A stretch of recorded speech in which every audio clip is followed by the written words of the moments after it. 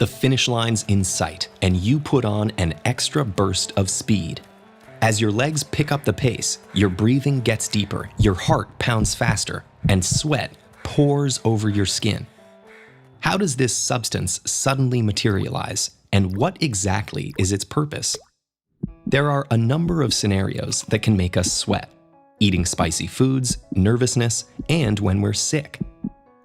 But exercise is probably the most familiar and common. In that case, sweating happens as a response to movement triggered deep inside your cells. As you increase your pace, your muscles work harder, increasing their demand for energy.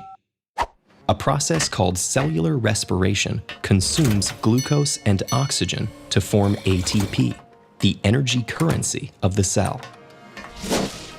Much of this process takes place in structures called mitochondria. The more you move, the harder mitochondria work to supply your body with energy. All this work comes at a cost, though. As the cells break down the ATP, they release heat. The heat stimulates temperature sensors throughout your body.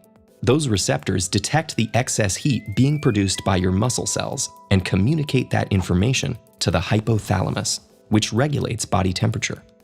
The hypothalamus responds by sending signals out through the sympathetic nervous system to the sweat glands in your skin. These are distributed all over the body, with especially high concentrations on the palms of your hands, the soles of your feet, and on your head.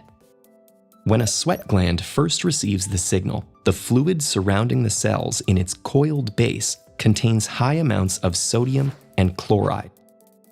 The cells pump these ions into a hollow tube that runs through the sweat gland. Then, because it's saltier inside the tube than outside, water moves into the tube by osmosis. As what's called the primary secretion builds up in the bottom of the tube, water pressure pushes it up into the long, straight part of the duct. Before it seeps onto the skin, cells lining the tube will reclaim as much salt as possible so the process can continue. The water in sweat absorbs your body's heat energy and then evaporates off of you when it reaches the surface, which in turn lowers your temperature. This process, known as evaporative cooling, was an important adaptation for our ancestors. This cooling effect isn't only helpful during exercise. We sweat in many other scenarios too. Eating particularly spicy food makes some people sweat profusely from their faces. That happens because spices trigger the same neural response in the brain that activates temperature receptors, which usually respond to increased heat. Sweating is also part of the fight or flight response, stimulated by stressful scenarios like asking someone on a date or interviewing for a job. This happens because adrenaline stimulates muscle activity and causes blood vessels to widen. Two responses that increase heat and trigger the sweating response. And sweating also occurs when we get sick. When we're feverish, we sweat because infections stimulate the hypothalamus to increase muscle activity, which in turn releases more energy as heat. That increases your overall temperature, a protective mechanism that makes your body less habitable for infectious agents. Like with running, sweating helps your body vent that heat. When the fever's over or you've won your race, your temperature receptors sense the decrease in heat, and the hypothalamus brings your sweating response to an end.